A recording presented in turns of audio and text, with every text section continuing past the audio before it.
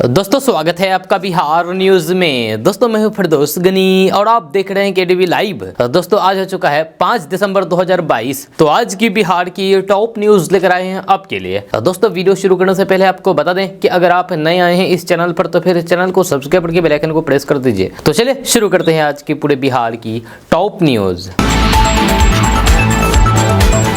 दोस्तों वीडियो शुरू करने से पहले आपके लिए एक सूचना है। सूचना यह है कि अगर आप ज़मीन खरीदना चाहते हैं, प्रॉपर्टी खरीदना चाहते हैं तो आप ग्रीन सिटी से ज़मीन खरीद सकते हैं। जी हाँ, green city Sitamarhi, Darbhanga, Samastipur, Muzaffarpur, Chakia, Gopalganj road में ज़मीन प्रोवाइड कराता है, जब प्रॉपर्टी प्रोवाइड कराता है। अगर आप इन जगहों से हैं और इन जगहों पर ज़मीन खरीदना चाहते हैं तो आप इनसे संपर्क कर सकते हैं। ग्रीन सिटी का हेड ऑफिस है रेवा रोड, भगवानपुर चौक, सिटी मुजफ्फरपुर। आप इनसे संपर्क करने के लिए नीचे दिए गए नंबर पर आप कॉल करें। आपके मोबाइल स्क्रीन पर नंबर दिख रहा होगा, इस नंबर पर आप इनसे संपर्क कर सकते हैं और आप इन जगहों पर जमीन अपना प्रॉपर्टी खरीद सकते हैं। दोस्तों इसी तरीके से अगर आप भी अपने बिजनेस को प्रमोट करना चाहते हैं, केडीवी लाइव में विज्ञापन देना चाहते हैं तो आप हमसे संपर्क करें और मेरा नंबर है 9771844460। तो चलिए शुरू करते हैं फिर आज की पूरे बिहार की टॉप न्यूज।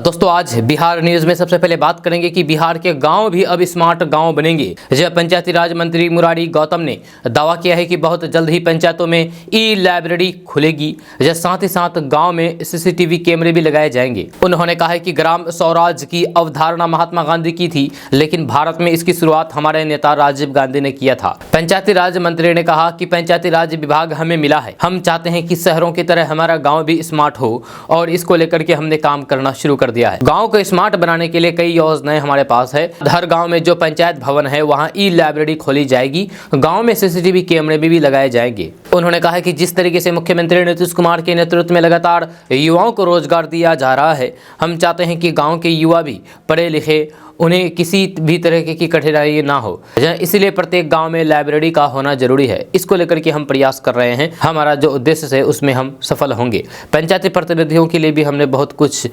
सोच रखा है।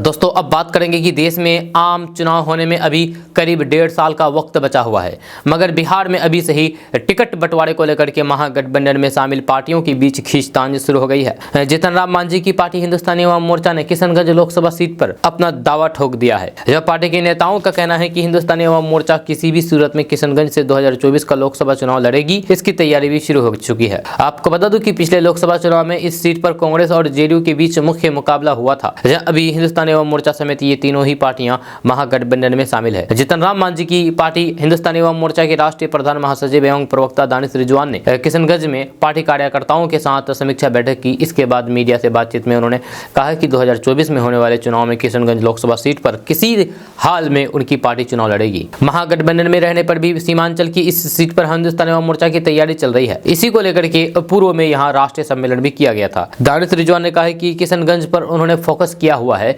इसके लिए केंद्र नेतृत्व को भी अवगत करा दिया गया है। उन्होंने कहा कि उनकी पार्टी सीमांचल और किशनगंज के मान सम्मान के साथ कोई समझौता नहीं करेगी। जिस तरीके से किशनगंज के लोगों को देश भर में बीजेपी बदनाम कर रही है, उन मुद्दों को लेकर के जल्द ही पार्टी सुप्रीमो जीतन राम मांझी सीमांचल का दौरा करेंगे। किशनगंज, पूर्णिया, अररिया और कटिहार की जो समस्याएं हैं उसको लेकर के राज्य सरकार और फिर केंद्रीय नेतृत्व से बात करेंगे। दोस्तों बात करते हैं कि गुजरात में विधानसभा चुनाव के दूसरे चरण के लिए भी प्रचार थम गया है। गुजरात में इस बार भाजपा और कांग्रेस के अलावा आम आदमी पार्टी सामने दिख रही है।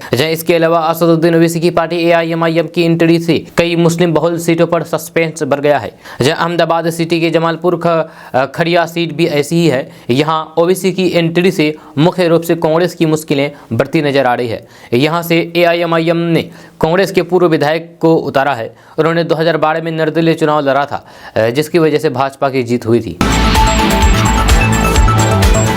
दोस्तों बात करते हैं कि आरजेडी सुप्रीमो लालू प्रसाद यादव के किडनी ट्रांसप्लांट की प्रक्रिया सिंगापुर के अस्पताल में शुरू हो गई है। उन्हें वहां के अस्पताल में दाखिल करा दिया गया है। लालू यादव की बेटी रोहिणी आचार्य अपना किडनी लालू प्रसाद यादव को डोनेट कर रही है। लालू के बाद अब रविवार देर रात रोहिणी अस्पताल में दाखिल किया गया है। अगर सब कुछ ठीक ठाक रहा तो फिर आज 5 दिसंबर को लालू प्रसाद यादव का किडनी ट्रांसप्लांट हो जाएगा। रोहिणी आचार्य लालू प्रसाद यादव की दूसरे नंबर की बेटी है। वह अपने पति और परिवार के साथ सिंगापुर में रहती जाती है। पिता लालू प्रसाद यादव की तबीयत बिगड़ने के बाद रोहिणी ने किडनी डोनेट करने की घोषणा की थी। लालू यादव अपनी पत्नी राबड़ी देवी और बड़ी बेटी मीसा भारती के साथ सिंगापुर गए हैं। वहीं बिहार के उप मुख्यमंत्री और लालू प्रसाद यादव के छोटे बेटे तेजस्वी यादव भी बड़े भाई तेज प्रताप यादव के साथ सिंगापुर पहुंच चुके हैं। सिंगापुर के माउंट एलिजाबेथ अस्पताल में लालू की किडनी ट्रांसप्लांट की जानी है। दोस्तों बात करते हैं कि बिहार में मिथिला राज्य की मांग एक बार फिर से जोर पकड़ रही है। इस मांग को लेकर के मिथिला स्टूडेंट यूनियन के द्वारा राजधानी पटना में मार्च निकाला गया, जिसमें बड़ी संख्या में मिथिलावासी शामिल हुए। ये मार्च गांधी मैदान से शुरू होकर के जेपी गोलंबर से होते हुए राजभवन के लिए निकाली गई। इस बीच डाक बंगला के पास तैनात मजिस्ट्रेट और सुरक्षा कर्मियों ने मार्च को रोक दिया, जिसके बाद मार्च में शामिल लोगों ने जोरदार प्रदर्शन किया। डाक बंगला पर ही प्रदर्शनकारियों और फिर अधिकारियों के बीच बातचीत हुई, जिसके बाद 5 लोगों के प्रतिनिधिमंडल को राजभवन में वार्ता के लिए जाने का आश्वासन मिलने के बाद प्रदर्शन समाप्त कर दिया गया। आपको बता दूं कि मिथिला राज्य की मांग अंग्रेजों के काल से ही की जा रही है। इस बीच बिहार से उड़ीसा एवं झारखंड अलग होकर के राज्य बना है, पर मिथिला की मांग अभी तक पूरी नहीं हुई है। यही वजह है कि अलग मिथिला राज्य की मांग को लेकर के समय समय पर धरना प्रदर्शन और मार्च का आयोजन अक्सर किया जाता है। दोस्तों छिपकली हमारे घर की एक अनचाही मेहमान है। भले ही दीवारों में मौजूद कीड़े मकोड़े को खाकर के हमारी मदद करती है, फिर भी हम इसे देखना पसंद नहीं करते हैं, क्योंकि ये घिन और खौफ पैदा करती है। लेकिन आपको बता दें कि छिपकली की एक ऐसी प्रजाति है जिसकी कीमत अंतर्राष्ट्रीय बाजार में लगभग 1 करोड़ रुपए है। इस बेशकीमती छिपकली का नाम टोके गेको है। जी हाँ, अंतर्राष्ट्रीय बाजार में इस छिपकली की कीमत लगभग 1 करोड़ रुपए से अधिक की आंकी गई है। बताया जाता है कि इस छिपकली का इस्तेमाल कई प्रकार की महंगी दवाओं को बनाने में किया जाता है। कुछ दिन पहले ही भारत नेपाल सीमा के पास एसएसबी जवानों ने 2 तस्करों के साथ इस छिपकली को बरामद किया था। गीको एक दुर्लभ छिपकली है जो टॉक के जैसी आवाज निकालने के कारण टॉके भी कहा जाती है। इस छिपकली का उपयोग मर्दानगी बनाने वाले दवा बनाने में किया जाता है। इसके मांस से नपुंसकता, डायबिटीज, एड्स और कैंसर की परंपरागत दवाएं बनाई जाती है। खास करके दक्षिण पूर्व एशियाई देशों में इस छिपकली की बहुत ज्यादा डिमांड है, मांग है। तो ऐसे में अगर आपके घर में भी इस टाइप का छिपकली है तो फिर आप करोड़पति हैं। जी हाँ, साउथ ईस्ट एशिया में टोके गेको को अच्छी किस्मत और समृद्धि का प्रतीक माना जाता है। इस छिपकली की मांग दक्षिण पूर्व एशियाई देशों में अधिक है। ऐसा माना जाता है कि ये किडनी और फेफड़ों को मजबूत बनाती है। बाजार में ऐसी एक छिपकली की कीमत कम से कम 50 लाख रुपए है। ये छिपकली दक्षिण पूर्व एशिया, अपना बिहार, इंडोनेशिया, बांग्लादेश, पूर्वोत्तर भारत, फिलीपींस तथा नेपाल में पाई जाती है। अंतर्राष्ट्रीय बाजार में इस छिपकली की कीमत 1.5 करोड़ रुपए बताई जा रही है। दोस्तों बात करते हैं कि शराबबंदी कानून को लेकर के नीतीश सरकार की खूब फजीहत हो रही है, जब उनके ही लोग इस कानून के खिलाफ बोलते हुए नजर आते हैं। ऐसे में विपक्ष कहां पीछे रहने वाला है। जब केंद्रीय मंत्री गिरिराज सिंह ने एक बार फिर से सीएम नीतीश कुमार पर जमकर के हमला बोला है। उन्होंने कहा है कि जहरीली शराब से लोगों की मौत हो रही है। वे कहते हैं कि उनका काम बोलता है। लोगों का विश्वास अब उन पर से उठ चुका है, जब उन्हें अब राजनीति से संन्यास लेना चाहिए, क्योंकि बिहार की जनता अब सब जानती है। केंद्रीय मंत्री गिरिराज सिंह ने कहा है कि उनकी विश्वसनीयता कम हो गई है। हर जगह उनका विरोध हो रहा है। लोग काले झंडे दिखा रहे हैं। शराबबंदी फेल हो गई है। लोग जहरीली शराब पीने से मर रहे हैं, लेकिन तब भी नीतीश कुमार कहते हैं कि उनका काम बोलता है। उनको अब राजनीति से संन्यास ले लेना चाहिए। उन्होंने कहा है कि सीएम नीतीश कुमार कहते हैं कि कम बोलता है, लेकिन आज सीएम को स्वयं अपने अंदर झांकना चाहिए कि उनकी विश्वसनीयता कम क्यों हो गई है। आज आपको सीएम बनाने वाले लोग चाहे नालंदा हो या फिर कुर्नी हो, काला झंडा दिखा रहे हैं, प्ले कार्ड दिखा रहे हैं, आपका विरोध कर रहे हैं। शराबबंदी नीति पर उन्हें पूर्ण विचार करना चाहिए। हर दिन जहरीली शराब पीने से मौत हो रही है।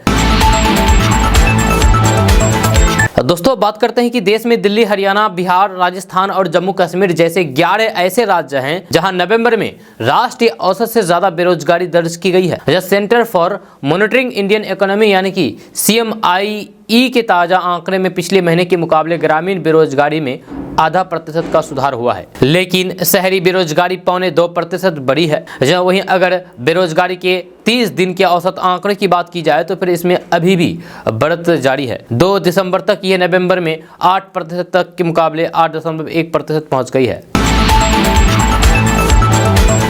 दोस्तों बात करते हैं कि बिहार में उप मुख्यमंत्री और स्वास्थ्य मंत्री तेजस्वी यादव बिहार के अंदर बिगड़े हुए स्वास्थ्य सुविधाओं को सुधारने के लिए नई योजना मिशन 60 चला रहे हैं, जिसके तहत वे बिहार के कई जिला और फिर सदर अस्पताल में पहले से मौजूद स्वास्थ्य सुविधाओं में बढ़ोतरी करके साफ सफाई रहने और फिर डॉक्टर को समय से आकर के उचित इलाज कराने की हिदायत देते हैं। लेकिन इसके बावजूद भी बिहार के अंदर मौजूद डॉक्टरों में इसका असर होता नहीं दिख रहा है। इसका एक और प्रमाण अब बिहार के कटिहार में देखने को मिला है। यहाँ एक महिला को अपेंडिक्स की समस्या बोल करके उसका लीवर का ऑपरेशन कर दिया गया। यही नहीं, डॉक्टर साहब ने इस ऑपरेशन में टांके लगाना भी उचित नहीं समझा। दरअसल बिहार के कटिहार में निजी नर्सिंग होम की ये बड़ी लापरवाही सामने आई, जहां एक महिला का अपेंडिक्स का इलाज बोल करके लीवर का ऑपरेशन कर दिया गया। इतना ही नहीं, ऑपरेशन के बाद उसे टाके भी नहीं लगाए। बताया जा रहा है कि महिला की आंत ऊपर से नजर आ रही थी। ऑपरेशन के बाद डॉक्टर ने कहा कि अपेंडिक्स की समस्या नहीं है, कुछ और ही बीमारी है। डॉक्टर ने यह भी कहा कि महिला की आंत की सिलाई 6 महीने के बाद की जाएगी। 9 दिन तक नर्सिंग होम में वैसे ही उसका इलाज हुआ, फिर उन्हें घर भेज दिया गया, जहां 2 दिन में उसकी तबीयत और ज्यादा बिगड़ी। तब परिवार वालों ने नर्सिंग होम से संपर्क किया।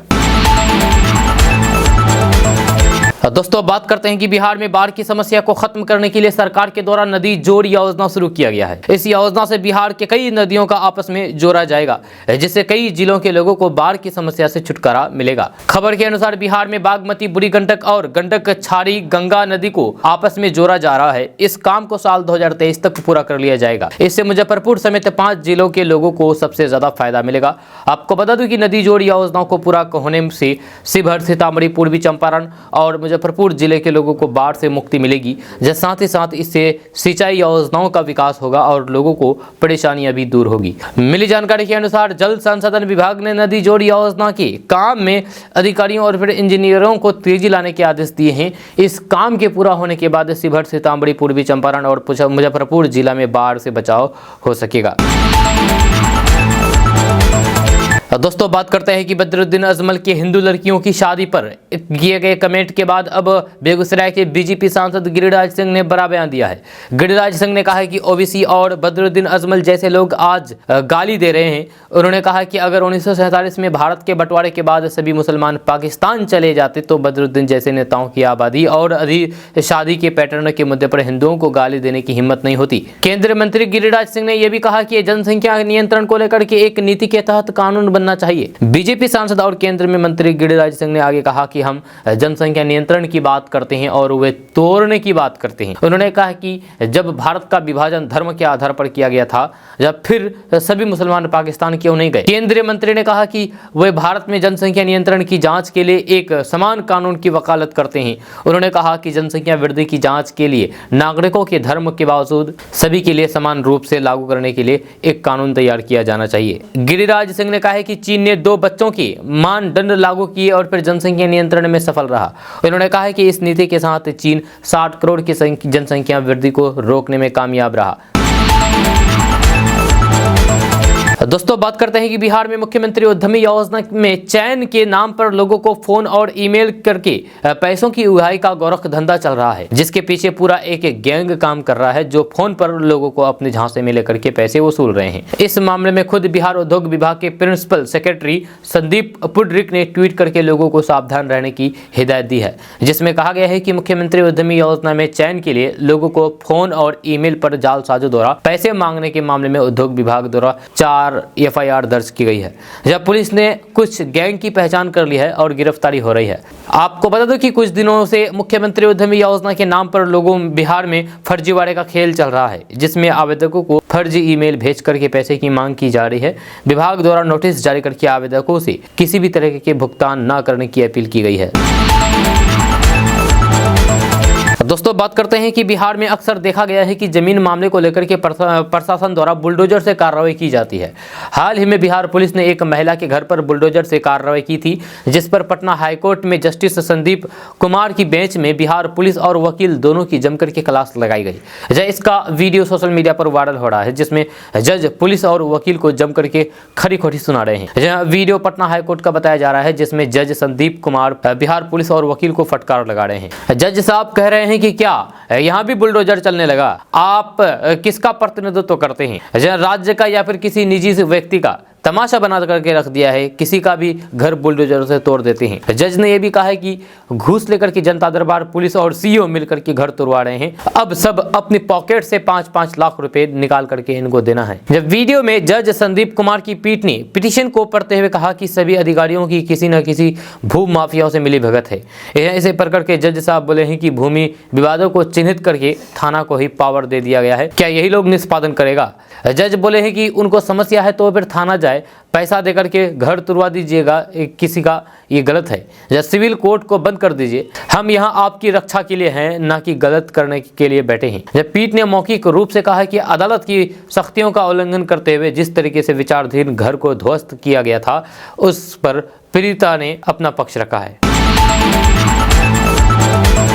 दोस्तों, बात करते हैं कि बिहार के पूर्व उप मुख्यमंत्री सुशील कुमार मोदी ने कहा है कि बिहार के अस्पतालों में एक तरफ डॉक्टरों की कमी 51% तक है और दूसरी तरफ सरकार 500 से ज़्यादा पीजी डॉक्टरों की पोस्टिंग 6 महीने से नहीं कर पा रही है। सुशील कुमार मोदी ने कहा है कि मरीजों की चिंता ऊपर वाले के भरोसे छोड़ करके स्वास्थ्य मंत्री तेजस्वी यादव कभी वाल्मीकि नगर में टाइगर सफारी का आनंद ले रहे हैं तो कभी बेतिया में नौका विहार कर रहे हैं। उन्होंने कहा है कि 750 से ज़्यादा डॉक्टर वर्षों से छुट्टी पर है और वेतन भी पा रहे हैं।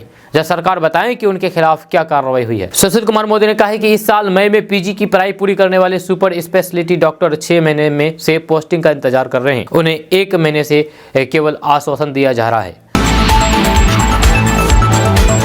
तो दोस्तों, बात करते हैं कि बिहार में इन दिनों शराब को लेकर के सियासत गरमाई हुई है। विपक्षी दल लगातार सरकार पर आरोप लगा रहे हैं कि बिहार में शराबबंदी पूरी तरीके से फेल हो चुकी है और इससे भारी राजस्व का नुकसान हो रहा है। हालांकि सरकार का दावा है कि बिहार में शराबबंदी के बाद से लोगों के जीवन में बदलाव आया है। इस बीच वैशाली पहुंचे आरजेडी के एक एमएलसी ने शराब को लेकर के बिहार की सियासत में लगी आग में घी डालने का काम कर दिया है। जी हां, आरजेडी नेता राजवल्लभ चंद्रवंशी ने कहा कि बिहार में शराब भगवान की तरह है, जो दिखती कहीं नहीं लेकिन मिलती हर जगह है। दरअसल कुर्नी में चुनाव प्रचार करने के बाद पटना लौट रहे आरजेडी एमएलसी राजवल्लभ चंद्रवंशी थोड़ी देर के लिए वैशाली के भगवानपुर में रुके थे। इसी दौरान उन्होंने नीतीश की सभा में शराब की खाली बोतलें मिलने पर कहा कि शराब बिहार में भगवान की तरह है, जो दिखती कहीं नहीं लेकिन मिलती हर जगह है। आरजेडी नेता ने कहा कि बिहार में शराबबंदी सिर्फ नीतीश कुमार ने नहीं लाया था, बल्कि ये एक सर्वदलीय फैसला था और जब सभी दलों की सहमति से कानून लागू किया जा सकता है तो फिर सभी दल मिलकर के कहें कि शराब चालू हो तो फिर चालू हो जाएगा। दोस्तों, अब बात करते हैं कि आरजेडी चीफ लालू प्रसाद यादव का 5 दिसंबर यानी कि आज सिंगापुर में किडनी ट्रांसप्लांट होना है। उनके बेटे और बिहार के डिप्टी सीएम तेजस्वी यादव भी सिंगापुर पहुंच गए हैं। इस बीच लालू प्रसाद यादव की बेटी रोहिणी आचार्य ने एक ट्वीट में बेहद भावुक संदेश लिखा है। रोहिणी आचार्य ने ट्वीट करते हुए कहा कि हमने ईश्वर नहीं देखा है मगर ईश्वर के रूप में अपने पापा को देखा है। आपको बता दूं कि रोहिणी आचार्य अपने पिता लालू प्रसाद यादव को अपनी एक किडनी देगी। लालू यादव अपनी पत्नी राबड़ी देवी के साथ 25 नवंबर को ही दिल्ली से सिंगापुर के लिए रवाना हो गए हैं, जब वे अभी सिंगापुर में अपनी बेटी रोहिणी आचार्य के घर पर है। जल्द ही उन्हें अस्पताल में भर्ती कराया जाएगा। रोहिणी अपने पिता को किडनी डोनेट कर रही है, जहाँ उनका और पिता लालू प्रसाद यादव का ब्लड ग्रुप मैच किया गया है। डॉक्टर्स ऑपरेशन से पहले लालू और रोहिणी दोनों के जरूरी हेल्थ चेकअप करेंगे। जहाँ इनकी रिपोर्ट्स आने के बाद 5 दिसंबर को उनका किडनी ट्रांसप्लांट किया जाएगा। दोस्तों, बात करते हैं कि भोजपुरी स्टार और बीजेपी सांसद रवि किशन कल पटना पहुंचे। इस दौरान उन्होंने कुर्नी उपचुनाव में जीत का दावा किया, जैसे साथ ही मुख्यमंत्री नीतीश कुमार पर भी खूब निशाना साधा। रवि किशन ने नीतीश कुमार पर हमला बोलते हुए कहा कि उन्होंने बीजेपी से अलग होकर के बिहार को बहुत पीछे कर दिया है, छोड़ दिया है। नीतीश बाबू ने जो गलती की है वह खुद भी जान रहे हैं, अब बिहार भी उनकी गलती की सजा भुगत रहा है। उन्होंने कहा कि कुर्नी में नीतीश कुमार की सभा में हुए बवाल पर कहा कि यहाँ 80 और 90 का दौर शुरू हो गया। बिहार की स्थिति काफी दयनीय हो गई है। ये स्थिति बिहार की नहीं होनी चाहिए थी। सारे बिजनेसमैन यहाँ से जाने लगे हैं। एक वक्त सब यहाँ बस रहे थे, अब सभी बिहार छोड़ करके जा रहे हैं। लोग प्लान कर रहे हैं। उद्योगपति, घर परिवार, बच्चे, युवा, महिलाएं, कोई भी सुरक्षित नहीं है। यही कारण है कि आज बिहार 20 साल पीछे चला गया है। इसका कारण सिर्फ नीतीश कुमार ही है। उन्होंने कहा है कि बिहार में अपराध बेलगाम हो गया है। इसका जवाब नीतीश कुमार को देना होगा। बिहार की जनता उन्हें जरूर सबक सिखाएगी। दोस्तों बात करते हैं कि बिहार में रिश्वतखोर अफसरों की करतूत लगातार सामने आते रहती है। इसी बीच अब अररिया से खबर सामने आ रही है, जहां एक दारोगा का घूस लेते हुए वीडियो वायरल हो रहा है। केस से नाम हटाने और फिर अभियुक्त को थाने से ही जमानत देने का नाम पर 50,000 रुपये रिश्वत ले रहे हैं, जिसका किसी ने वीडियो बना करके वायरल कर दिया। अब एसपी ने मामले में संज्ञान लेते हुए दारोगा को निलंबित कर दिया है। मामला बिहार के अररिया जिला के जोकीहाट प्रखंड के महलगांव थाना क्षेत्र का है। वही वीडियो में दिख रहे दारोगा कन्हैया साहा है, जो केस से नाम हटाने और फिर अभियुक्त को थाने से ही जमानत देने के नाम पर 50,000 रुपये घूस दे रहे हैं। कन्हैया साहा बाइक पर बैठ करके रिश्वत ले रहे हैं। दोस्तों बात करते हैं कि बिहार सरकार ने अगले साल मार्च में बिहार में होने वाले G20 वार्ता समूह की बैठकों के लिए तैयारी शुरू कर दी है। यह पटना में 6 और 7 मार्च को बड़ा सम्मेलन आयोजित होगा, जिसमें अंतर्राष्ट्रीय स्तर के करीब 250 हस्तियां जुटेंगी। इसमें भाग लेने वाले अतिथियों को बिहार संग्रहालय दिखाया जाएगा। साथ ही राजगीर, नालंदा और बोधगया का भी भ्रमण कराया जाएगा। ये जानकारी कला, संस्कृति एवं युवा विभाग की सचिव वंदना प्रेयसी ने दी है। इस दौरान बिहार की समृद्ध सांस्कृतिक धरोहर और फिर पर्यटकों के आकर्षण को दर्शाने वाले सांस्कृतिक कार्यक्रमों को भी अंतिम रूप देने की प्रक्रिया शुरू कर दी गई है। भारत ने बृहस्पतिवार को 1 वर्ष के लिए G20 की अध्यक्षता संभाली है। जब भारत पहली बार अगले साल G20 नेताओं के शिखर सम्मेलन की मेजबानी करेगा और पटना सहित विभिन्न स्थानों पर 200 विभिन्न बैठकें आयोजित करेगा। कला एवं संस्कृति विभाग के सचिव ने कहा कि गौरवशाली अतीत और समृद्ध सांस्कृतिक धरोहर वाले बिहार के लिए अपनी परिस्थिति देने का ये एक बड़ा अवसर है। राज्य ने अपने कला और शिल्प के माध्यम से अंतर्राष्ट्रीय स्तर पर अपनी पहचान हासिल की है। उन्होंने कहा कि ये बैठकें अगले साल 6 और 7 मार्च को पटना और राज्य के कुछ अन्य स्थानों में पर होगी। दोस्तों बात करते हैं कि अक्सर लोगों को अपनी बीमारी के इलाज को लेकर के देश विदेश का रुख करते हुए देखा जाता है, लेकिन छोटे शहरों में भी ऐसे अस्पताल है जहां अफ्रीका जैसे महादेश के लोग अपनी बीमारी के इलाज के लिए आना पड़ा है। दरअसल अफ्रीका की गाम्बिया जैसे छोटे देश के रहने वाले लेमन टोरे के कल्ब फुट बीमारी के इलाज भागलपुर के तातापुर में स्थित डॉक्टर इम्तियाजुर रहमान के क्लिनिक में पिछले 1 महीने से चल रहा है। बीमारी को लेकर के डॉक्टर इम्तियाजुर रहमान ने बताया है कि लेमिन की ये गंभीर समस्या बचपन से ही है। आमतौर पर क्लब फुट बीमारी होने पर पैर टेढ़ा होने के कारण मरीज को चलने में समस्या होती है। डॉक्टर ने बताया है कि गाम्बिया एक गरीब देश है और वहाँ भुखमरी की स्थिति है। ऐसे में इस तरह की बीमारी का इलाज दूसरे देशों में काफ़ी महंगा होता है। डॉक्टर के मुताबिक दूसरे देशों में इस इलाज को कराने में लाखों रुपए खर्च होते हैं, जबकि भागलपुर में इसके इलाज में मात्र 25,000 रुपये खर्च करना पड़ा है। हालांकि पीड़ित लेमिन कई यूरोपियन देशों में अपना इलाज के लिए गए, लेकिन उन्हें सिर्फ निराशा ही हाथ लगी। दोस्तों अब बात करते हैं कि अगर आप डिजिटल पेमेंट करते हैं और डर रहे हैं कि कहीं डिजिटल पेमेंट करते वक्त फ्रॉड ना हो जाए, तो आपके लिए ये खबर है। जी हाँ, डिजिटल पेमेंट के दौरान अब फ्रॉड को खत्म करने के लिए पेमेंट काउंसिल ऑफ इंडिया यानी कि PCI ने प्रोजेक्ट प्रतिमा को लॉन्च किया है। इसके आने से लोगों को काफ़ी ज़्यादा फायदा होगा। उन्हें पेमेंट के दौरान सही और गलत की पहचान करने में आसानी होगी, जिससे फ्रॉड का चांस कम हो जाएगा। KDB लाइव से बात करते हुए PCI के कार्यकारी निदेशक गौरव चोपड़ा ने कहा कि ये एक ऐसी परियोजना है जिसे PCI ने भुगतान में सबसे आम उपयोग के मामले में आईकॉन को एक रूप देने के लिए शुरू किया है। इसके पीछे मुख्य विचार लोगों को धोखाधड़ी से बचना है और डिजिटल भुगतान को अपनाने में वृद्धि करना है। सही आइकन ग्राहकों को भुगतान करने के समय फ्रॉड से बचाएंगे। जब प्रोजेक्ट प्रतिमा का नाम संस्कृति से लिया गया है। प्रतिमा का अर्थ संस्कृति में चिन्ह है। दोस्तों बात करते हैं कि बिहार के मजदूरों की असम के कछाड़ में चिमनी ब्लास्ट में मौत हो गई। जब दोनों मृतक बिहार के खगड़िया के रहने वाले थे। मरने वाले दोनों पिता और फिर पुत्र हैं। वही शनिवार को बिहार सरकार ने मजदूरों की मौत पर दुख जताया है। साथ ही मुख्यमंत्री नीतीश कुमार ने बिहार के मृतकों के परिजनों को मुख्यमंत्री राहत कोष से 2-2 लाख रुपए देने की बात कही है। मुख्यमंत्री नीतीश कुमार ने स्थानीय आयुक्त दिल्ली से आग्रह करते हुए असम सरकार से बातचीत करके दोनों मजदूरों के शव को बिहार लाने की व्यवस्था को लेकर के निर्देश दिया है।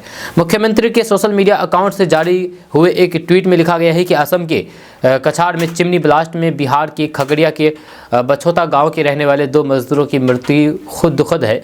जब बिहार के मृतकों के परिजनों को मुख्यमंत्री राहत कोष से 2-2 लाख रुपए अनुदान दिया जाएगा। दोस्तों बात करते हैं कि बिहार में कल एक बड़ा रेल हादसा टल गया है। खबर बिहार के सासाराम से है, जहां गया पंडित दीनदयाल उपाध्याय मुगलसराय रेलखंड के सासाराम और डेहरी ऑन सोन स्टेशन के बीच करबंदिया रेलवे स्टेशन के पास अप लाइन की महाबोधि एक्सप्रेस 12-397 ट्रेन का कल पर अलग हो गया, लेकिन गनीमत ये रही कि समय रहते हुए इस पर ध्यान दिए जाने से बड़ा हादसा टल गया है। आपको बता दूं कि डेहरी ऑन सोन से जब ट्रेन सासाराम की ओर बढ़ी तो उसी बीच करबंदिया रेलवे स्टेशन के पास महाबोधि एक्सप्रेस का यस-8 तथा यस-9 कोच के बीच का प्रेशर पाइप केपलर सहित अलग हो गया। साथ में उसका कलपर भी पूरी तरीके से खुल गया। इस कारण कोच ट्रेन से अलग हो गई, लेकिन ड्राइवर तथा गार्ड के सूझबूझ से बड़ा हादसा टल गया। इस दौरान लगभग 42 मिनट तक ट्रेन रुकी रही। बाद में इसे ठीक किया गया है। इसके बाद ट्रेन आगे की ओर रवाना हो गई। इस प्रकार इस घटना में कहीं भी कोई हताहत नहीं हुई है, लेकिन एक बड़ा हादसा होते होते टल गया है, चूँकि इस लापरवाही की रेल प्रशासन जाँच कर रही है। तो दोस्तों बात करते हैं कि बिहार के शहरी इलाकों में रहने वाले लोगों के लिए बड़ी खबर सामने आ रही है। ताजा रिपोर्ट्स के मुताबिक बिहार के शहरों की हवा खराब होती जा रही है। पटना, बेतिया, पूर्णिया, सिवान, किशनगंज, अररिया, पूर्णिया, कटिहार समेत 9 शहरों की हवा बेहद खराब श्रेणी में पहुंच गई है। खबर के अनुसार वायु में धूलकण की मात्रा बढ़ने से राजधानी पटना समेत बिहार के कई शहरों की हवा खराब हो गई है, जो कि लोगों के लिए चिंताजनक है। हवा खराब होने से लोगों को सांस से संबंधित कई तरह की परेशानियां हो सकती है। आपको बता दूं कि कल देश के सबसे प्रदूषित 29 शहरों में 18 शहर बिहार के हैं। इसमें बेतिया पहले नंबर पर है, जबकि दूसरे नंबर पर बिहार का बेगूसराय और तीसरे नंबर पर भी बिहार का दरभंगा शहर शामिल है। यहाँ वायु प्रदूषण देश भर में सबसे ज्यादा है। जानकारी की माने तो ठंड के इस मौसम में ओस गिरने के कारण हवा में धुलकन घुल मिल रहे हैं। इससे प्रदूषण का लेवल बढ़ रहा है। यह साथ ही साथ शादियों के इस सीजन में लोग खूब पटाखे छोड़ रहे हैं, जिससे हवा का स्तर खराब होती जा रही है। दोस्तों बात करते हैं कि बिहार में नौकरी की तलाश कर रहे बेरोजगार युवाओं के लिए अच्छी खबर सामने आ रही है। ताजा रिपोर्ट्स के अनुसार बिहार के अरवल, जहानाबाद और पूर्णिया में रोजगार मेला का आयोजन होने वाला है। इस रोजगार मेला में उपस्थित होकर के आप नौकरी प्राप्त कर सकते हैं। खबर के अनुसार बिहार के अरवल में रोजगार मेला का आयोजन आज सोमवार यानी कि 5 दिसंबर को होगा, जबकि जहानाबाद में मंगलवार यानी कि कल 6 दिसंबर को होगा। वहीं बिहार के पूर्णिया में रोजगार मेला का आयोजन 7 और 8 दिसंबर को किया जाएगा। आपको बता दूं कि इस रोजगार मेला में 8वीं, 10वीं, 12वीं, स्नातक, ITI, डिप्लोमा आदि पास छात्र अपने दस्तावेज के साथ इस रोजगार मेला में उपस्थित हो सकते हैं, या साथ ही साथ इंटरव्यू देकर के आसानी से नौकरी प्राप्त कर सकते हैं। इस रोजगार मेला में उपस्थित होने के लिए आप आधिकारिक वेबसाइट पोर्टल www.ncs.gov.in पर जाकर के ऑनलाइन के द्वारा अपना रजिस्ट्रेशन पूरा करें। जहां ऑनलाइन रजिस्ट्रेशन की प्रक्रिया चल रही है। अधिक जानकारी के लिए नोटिस को आप पढ़ें। दोस्तों बात करते हैं कि बिहार में घर मकान बनाने वाले लोगों के लिए अच्छी खबर सामने आ रही है। ताजा रिपोर्ट्स के मुताबिक बिहार के पटना, भागलपुर, बांका समेत 900 नए घाटों से बालू खनन की तैयारी शुरू हो चुकी है। इसके लिए बंदोबस्त का नाम किया जा रहा है। खबर के अनुसार कोर्ट ने 25 दिसंबर 2022 तक बंदोबस्ती की प्रक्रिया को पूरा करने के निर्देश दिए हैं। यह सुप्रीम कोर्ट के आदेश के बाद बिहार के 35 जिले के करीब 900 बालू घाटों की बंदोबस्ती सहित पर्यावरणीय स्वीकृति की प्रक्रिया चल रही है। वहीं बिहार में बालू की किल्लत ना हो, इसी को ध्यान में रखते हुए बिहार राज्य खनन निगम द्वारा पुराने बंदोबस्तधारियों से 25 दिसंबर 2022 तक खनन की अनुमति मांगी गई है। इसके बाद नए बंदोबस्तधारियों को बालू खनन की अनुमति दी जाएगी। तो दोस्तों बात करते हैं कि पटना, दरभंगा समेत 38 जिलों में उद्योग लगाने के लिए बिहार सरकार के द्वारा 10 लाख रुपए दिया जा रहा है। इसको लेकर के उद्योग विभाग के द्वारा नोटिफिकेशन जारी कर दिया गया है। अगर आप इसका लाभ लेना चाहते हैं तो आप ऑनलाइन के द्वारा आवेदन कर सकते हैं। ऑनलाइन आवेदन की प्रक्रिया 1 दिसंबर से शुरू हो चुकी है। खबर के अनुसार नीतीश सरकार बिहार के लोगों को मुख्यमंत्री उद्यमी योजना के तहत उद्योग लगाने के लिए 10 लाख रुपए तक की मदद दे रही है। इसमें 5 लाख रुपए अनुदान के रूप में प्रदान किए जाएंगे तथा 5 लाख रुपए 1% ब्याज लिया जाएगा। वहीं महिला उद्यमी से किसी भी तरह का ब्याज नहीं लिया जाएगा। आपको बता दूं कि मुख्यमंत्री उद्यमी योजना बिहार 2022 में आवेदक की आयु 18 साल से 50 साल के बीच होना अनिवार्य है। या साथ ही साथ आवेदन को बिहार का अस्थायी निवासी होना चाहिए। इस योजना का लाभ लेने के लिए आवेदन को कम से कम 10+2 या इंटरमीडिएट, ITI, पॉलिटेक्निकल, डिप्लोमा या फिर समकक्ष योग्यता पास होनी चाहिए। इसके बारे में और अधिक जानकारी के लिए उद्योग विभाग की आधिकारिक वेबसाइट को विजिट करें। दोस्तों बात करते हैं कि बिहार में रहने वाले लोगों के लिए अच्छी खबर सामने आ रही है।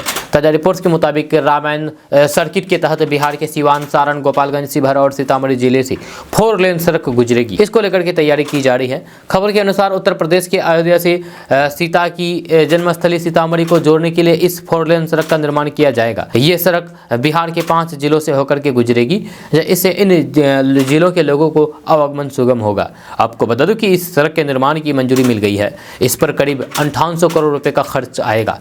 जब पहले चरण में सिवान से मशरख तक करीब 1027 करोड़ रुपए की लागत से 51 किलोमीटर लंबाई में इस सड़क का निर्माण करना शुरू होगा। वहीं सिवान समेत अन्य जिलों में सड़क निर्माण के लिए अलाइनमेंट तय करके भूमि अधिग्रहण का काम किया जा रहा है। बहुत जल्द जमीन अधिग्रहण की प्रक्रिया पूरी कर ली जाएगी। इसके बाद अलग अलग चरण में इस सड़क का निर्माण किया जाएगा। दोस्तों बात करते हैं कि चुनावी रणनीतिकार प्रशांत किशोर ने बिहार के मुख्यमंत्री नीतीश कुमार पर एक बार फिर से निशाना साधा है। बिहार की राजनीति में अपनी पहचान बनाने में जुटे प्रशांत किशोर ने कहा है कि नीतीश कुमार लालटेन और कमल के बीच डोल रहे हैं। अपनी जन सुराज पद यात्रा के दौरान बिहार के पूर्वी चंपारण की कुदरकट पंचायत के धापरहा गाँव में जनसभा को संबोधित करते हुए प्रशांत किशोर ने कहा कि नेताओं ने बिहार को ऐसा बना दिया है कि लोग हिंदू, मुस्लिम और उम्मीदवार की जाति देख करके वोट देते हैं। मतदाता आज शिक्षा, स्वास्थ्य, रोजगार, बेहतर भविष्य के लिए वोट नहीं करते हैं। प्रशांत किशोर ने आगे कहा है कि नीतीश कुमार लालटेन और कमल के बीच लटके हुए हैं। नीतीश का कोई एक निर्णय नहीं होता है। वे कभी लालटेन तो कभी कमल की ओर अपना झुकाव बनाए रखते हैं। जहां प्रशांत किशोर ने कहा है कि नीतीश कुमार अपने फायदे के हिसाब से अपना आधार परिवर्तित करते हैं। हर बार मतदान के कुछ दिन पहले आकर के लोगों से वादे करते हैं और फिर मतदान के बाद जिले से गायब हो जाते हैं। नेताओं पर बरसते हुए उन्होंने कहा कि राज्यों के नेता चुनाव जीतने के बाद हेलीकॉप्टर की सवारी का मजा लेते हैं और यही रवैया वे फिर से दोहराते हैं, लेकिन बिहार में बदलाव के नाम पर एक ईंट भी नहीं बदलते हैं। उन्होंने कहा है कि उनका मकसद बिहार को इतना विकसित बनाना है कि दूसरे राज्य के लोगों की सोच में रोजगार और शिक्षा के लिए बिहार का ख्याल सबसे पहला हो। प्रशांत किशोर ने दावा करते हुए कहा है कि देश की राजनीति बिहार के लोगों के बिना चल ही नहीं सकती है। बिहार की जनता के बिना कोई भी व्यक्ति दूसरे राज्यों में अपनी सरकार नहीं बना सकता है। दोस्तों बात करते हैं कि बिहार में 7 जनवरी से जातीय और आर्थिक गणना शुरू होगी। इसको लेकर के सामान्य प्रशासन विभाग ने अधिसूचना जारी कर दिया है। जातीय और आर्थिक गणना का काम 2 चरणों में पूरा होगा। पहले चरण में मकान की गिनती होगी और दूसरे चरण में मार्च में जाति के साथ आर्थिक गणना होगी। 21 जनवरी तक मकानों की गिनती पूरी कर ली जाएगी। गणना को लेकर के मकान पर नंबरिंग किया जाना है। इसके लिए गणना कर्मियों को 15 दिनों का समय दिया गया है। जातीय और आर्थिक गणना के लिए 15 दिसंबर को बिपाड में राज्य स्तरीय ट्रेनिंग होगी। इसमें राज्य के सभी 38 जिलों में 10-10 अधिकारी शामिल होंगे। दोस्तों बात करते हैं कि बिहार लोक सेवा आयोग की ओर से सहायक शिक्षक और सहायक मौलवी के लिए आवेदन मांगे गए हैं। इच्छुक अभ्यर्थी इस पद के लिए आवेदन कर सकते हैं। 2 दिसंबर को बीपीएससी की वेबसाइट पर नोटिफिकेशन भी जारी किया गया है। इसके लिए आवेदन शुरू हो चुका है। अधिक जानकारी के लिए आप बीपीएससी की आधिकारिक वेबसाइट bpsc.bih.nic.in पर लॉगिन कर सकते हैं। जी हां, 2 दिसंबर को जारी भर्ती विज्ञापन के अनुसार शिक्षा विभाग यानी कि बिहार सरकार शिक्षा विभाग पटना के अधीन राजकीय मदरसा इस्लामिया शमसुल हुदा पटना के तहत सहायक मौलवी अरबी और सहायक शिक्षक अंग्रेजी के पदों पर भर्ती निकाली है। इच्छुक अभ्यर्थी 23 दिसंबर 2022 तक अपना आवेदन जमा कर सकते हैं। सहायक मौलवी अरबी के लिए कुल 2 पद हैं, एक अनारक्षित और एक अनुसूचित जाति के लिए हैं। जो आवेदन करने के लिए योग्यता बीएड, एमएड या फिर पीएचडी है। दोस्तों बात करते हैं कि अगर आपकी कार या बाइक 4-5 साल या फिर इससे ज़्यादा पुरानी है और आप नया व्हीकल खरीदने का प्लान कर रहे हैं तो फिर जरा रुक जाइए। जी हाँ, नितिन गडकरी की तरफ से किए गए ऐलान के बाद आप भी खुश हो जाएंगे। केंद्रीय मंत्री नितिन गडकरी के दावे के अनुसार आप अपनी कार या फिर बाइक खरीदने की प्लानिंग को थोड़ा टाल भी कर सकते हैं। केंद्रीय सड़क परिवहन और राजमार्ग मंत्री नितिन गडकरी ने पिछले दिनों दावा किया था कि अगले 2 साल में इलेक्ट्रिक व्हीकल की कीमत पेट्रोल गाड़ियों के बराबर हो जाएगी। केंद्रीय मंत्री की तरफ से की गई इस घोषणा को कार और बाइक चलाने वालों ने हाथों हाथ लिया है और इस पर जबरदस्त प्रतिक्रिया दी है। नितिन गडकरी के वादे के अनुसार साल 2024 में ये संभव होने की उम्मीद है। इसके बाद भी वे कई कार्यक्रमों में अपने इस वादे को दोहरा चुके हैं। नितिन गडकरी अपनी कार्यशैली को लेकर के जनता के बीच खासे लोकप्रिय भी हैं। ऐसे में लोग इलेक्ट्रिक व्हीकल की सस्ती कीमत को लेकर के काफी आश्वस्त है। नितिन गडकरी ने लोकसभा में ये बात कही थी। उन्होंने प्रभावी स्वदेशी ईंधन को हस्तांतरित करने की जरूरत पर जोर देते हुए कहा था कि आने वाले समय में इलेक्ट्रिक ईंधन वास्तविकता बन जाएगा। इस पर निर्भरता बढ़ने से प्रदूषण के स्तर को कम की जाएगी। दोस्तों बात करते हैं कि बिहार में अपराधियों का तांडव थमने का नाम नहीं ले रहा है। अपराधी अब दिन के उजाले में भी अपने काले कारनामों को अंजाम दे रहे हैं। जब बिहार के अंदर शायद ही कोई ऐसा दिन गुजरता हो जिस दिन कोई आपराधिक घटना ना घटित होती हो। इसके बाद अब बिहार में बढ़ते अपराध को लेकर के विपक्षी दलों द्वारा सरकार पर जोरदार हमला बोला जा रहा है। इसी कड़ी में अब केंद्रीय मंत्री और राष्ट्रीय लोक जनशक्ति पार्टी के अध्यक्ष पशुपति कुमार पारस ने भी नीतीश सरकार पर जोरदार हमला बोला है। दरअसल पिछले दिनों अरवल में दलित परिवार के घर में लगाई आग के कारण गंभीर रूप से घायल बेटी से मिलने केंद्रीय मंत्री पशुपति कुमार पारस राजधानी पटना के पटना मेडिकल कॉलेज और अस्पताल पहुंचे, जहां उन्होंने बिहार के मुख्यमंत्री को आड़े हाथों लेते हुए जोरदार हमला बोला है। उन्होंने कहा है कि जब से नीतीश कुमार ने राजद के साथ मिलकर के सरकार बनाई है, तब से बिहार में दलितों पर अत्याचार बढ़ गया है। बिहार का लॉ एंड ऑर्डर बिल्कुल भी चरमरा गई है। इस सरकार में विशेष करके पासवान जाति पर टारगेट किया जा रहा है। दोस्तों भोजपुरी के कोई ना कोई सुपरस्टार हमेशा से मीडिया में सुर्खियां बटोरते रहते हैं, किसी न किसी विवाद को लेकर के, कोई ना कोई बात को लेकर के। हाल ही में अब भोजपुरी फिल्म के सुपरस्टार खेसारी लाल यादव मीडिया की सुर्खियां बने हुए हैं, क्योंकि खेसारी लाल यादव की बेटी पर किसी ने गाना बना दिया है। इसको लेकर के खेसारी लाल यादव मीडिया के सामने में आए और फिर अपनी बातें रखी। जी हाँ, साथ ही साथ उन्होंने एक खास जाति को टारगेट करते हुए अनाप शनाप बके और फिर रो भी दिए। उसके बाद रानी चटर्जी और यामिनी सिंह के बाद अब पवन सिंह भी खेसारी लाल यादव के सपोर्ट में उतर आए हैं। पवन सिंह खेसारी लाल यादव के फेवर में बोल रहे हैं। ये सुनकर के आपको शौक लगा, पर सच यही है कि खेसारी के साथ अपनी दुश्मनी भुला करके इस वक्त पवन सिंह उनके साथ खड़े दिखाई दे रहे हैं। जब बीते कुछ दिनों से खेसारी लाल यादव अपनी बेटी कीर्ति यादव पर बन रहे अश्लील गानों से परेशान है। भोजपुरी एक्टर ने लाइव आकर के अपना दुख शेयर किया है। इन सब चीजों की वजह से वो इंडस्ट्री तक छोड़ने को तैयार हैं। खेसारी लाल यादव को परेशानी में देख करके रानी चटर्जी और यामिनी सिंह ने उनके सपोर्ट में बात की। वहीं अब पवन सिंह ट्रोलर्स को लताड़ लगाते हुए दिख रहे हैं। पवन सिंह कहते हैं कि कुछ गलती हो गया है तो फिर हमारे से बोलो, या फिर सामने वालों से ही गलती हो जाए तो फिर उसको कुछ बोलिए।